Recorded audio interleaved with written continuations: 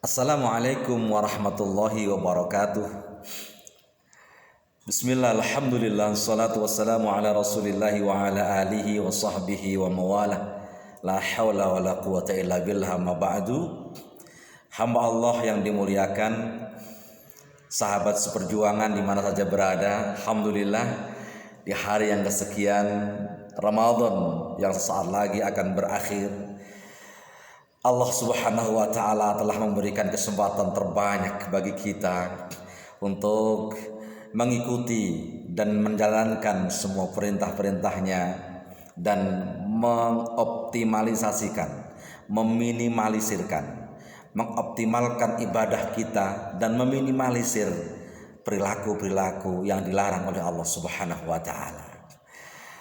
Allah Subhanahu wa Ta'ala berfirman, qad aflaha man zakkaha. Sungguh berbahagialah orang-orang yang telah mensucikan dirinya. Di ayat yang lain, qad aflaha man tazakka. Sungguh berbahagialah orang-orang yang telah mensucikan hatinya, telah bersih. Oleh karena itu, salah satu gemblengan Kawah Condro Timuko Ramadan adalah membersihkan semua yang ada pada tubuh kita, membersihkan hati, membersihkan dari segala kotoran dan sesuatu yang bisa menghambat edar metabolisme tubuh kita. Disyariatkan di dalam agama Islam bahwa ada hikmatut tasyri' fil Islam. Disyariatkannya, diperintahkannya untuk kita lakukan sebagai hamba Allah Subhanahu wa Ta'ala yang beriman adalah untuk menjaga. Jadi yang pertama adalah tazkiyatun nafas, menjaga jiwa, agar jiwa yang satu, yang fitrah ini bertahan dengan kefitriannya, kesuciannya, dan manusia akan terangkat dari apa yang ia miliki, yaitu manusia yang disebut sebagai fi ahsani taqwim, yaitu ciptaan Allah yang terbaik. Jika ini kita pertahankan, tentu kita akan menjadi manusia yang manusiawi. Kefitrian manusia adalah kesucian manusia itu sendiri. Manusia diberikan predikat oleh Allah Subhanahu wa Ta'ala sebagai makhluk terindah.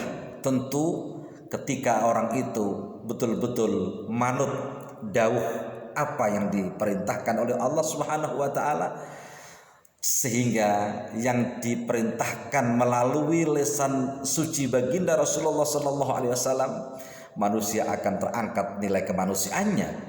Tapi jika sebaliknya, manusia akan mengalami degradasi, peluncuran nilai ke bawah. Ulaika kal an'am bal hum adall. Mereka seperti binatang, bahkan lebih sesat lagi. Pemirsa, siapa sih yang disebut ulaika kal an'am bal hum adall? Mereka seperti binatang, bahkan lebih sesat daripada binatangnya. Tentu ketika kita menyadari bahwa ada yang disampaikan oleh Allah Subhanahu wa Ta'ala dalam firman sucinya, lahum qulubul la yafqahuna biha.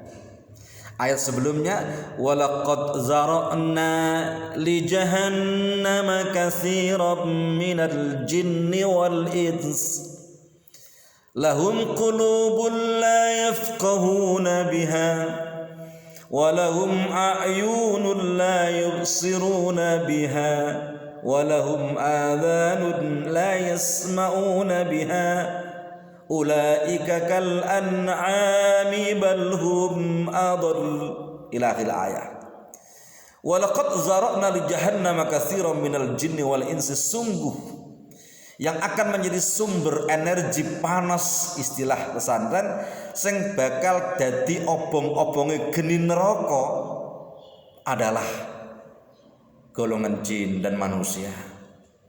Walaqad zara'na li jahannama katsiran minal jinni wal insi, dari kelompok jin dan manusia.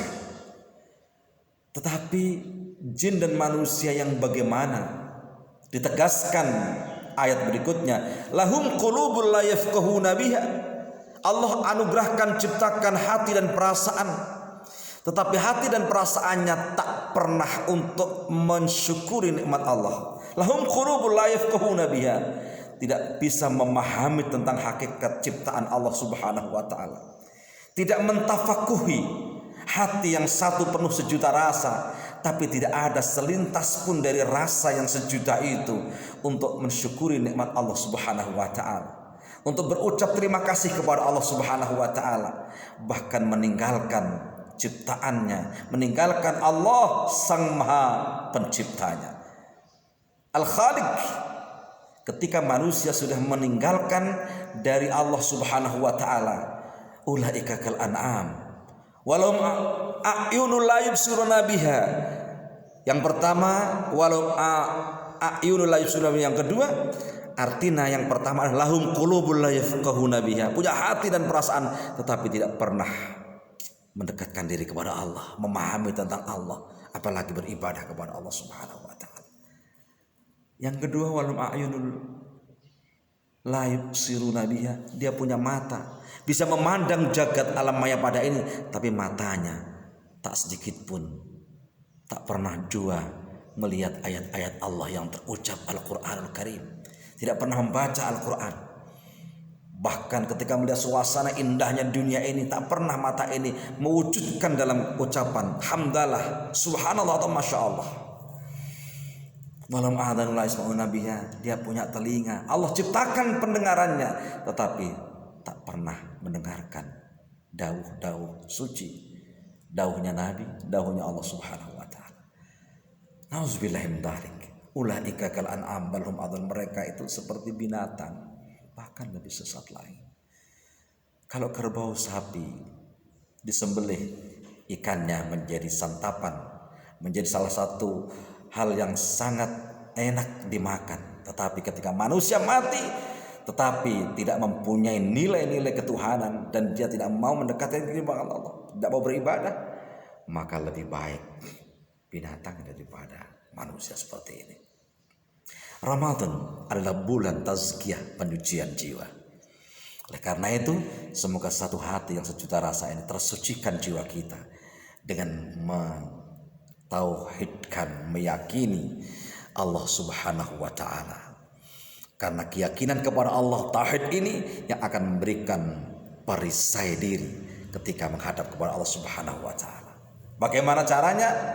Islam memberikan jalan keluar. Maka disebutkan, masuklah dalam agama yang selamat secara keseluruhan. Jadi Allah Subhanahu wa taala memerintahkan, masuklah agama Islam secara keseluruhan. Fisilmi kafah, dalam selamat Islam yang sempurna. Alhamdulillah, semoga Ramadan ini menjadi tempat gemblengan kawah condro timuku kita untuk bisa memberikan kekuatan hati dan perasaan kita untuk cinta kepada Allah Subhanahu wa taala.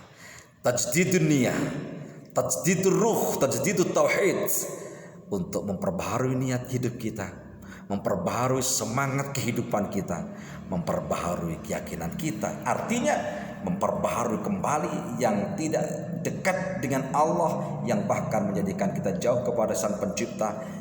Kita rubah, kita perbaharui dengan taqarrub ilallah, mendekatkan diri kepada Allah Subhanahu wa taala. Karena Allah tidak melihat kondisi fisik seseorang, pangkat, jabatan, kegantengan, keayuannya, kaya miskinnya, tidak.